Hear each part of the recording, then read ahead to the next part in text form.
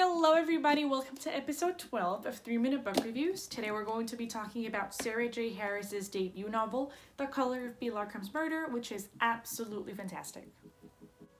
This book is really interesting because it tells the story of a 13-year-old boy named Jasper who suffers from synesthesia, which is a condition heavily linked to autism in which a person doesn't hear sounds, but they see them. So they see a particular color attached to a particular sound.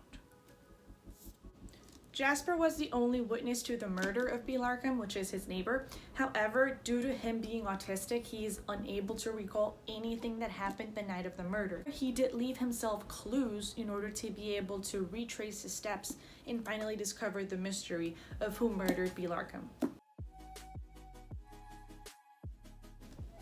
I would personally give this book 4 out of 5 stars. The reason why is because even though it is so original, I had never heard about synesthesia before this book.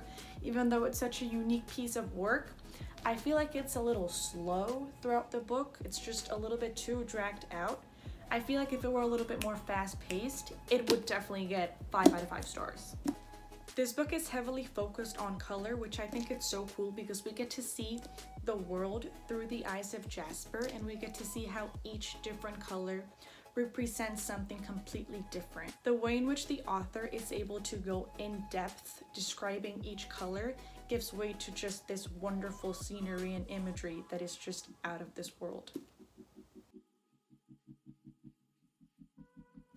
5 words I would use to describe this book are colorful, brave, autism, original, and enlightening. And if you want to know why, make sure that you read the description below.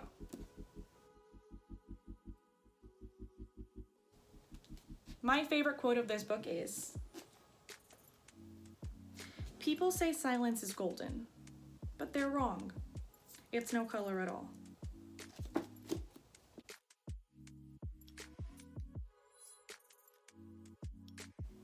And that would be a wrap for today, guys. Thank you so much for joining me to my review of Sarah J. Harris's debut novel, The Color of B. Larkham's Murder. If you like this book, please let me know in the comments. And if you like this video, as always, like, comment, subscribe. Next week, I want to stay in the same autism route by talking about Rules by Cynthia Lord, which is an absolutely beautiful book. So if you want to know what I have to say about this, make sure that next week you tune in and you don't miss it. Bye.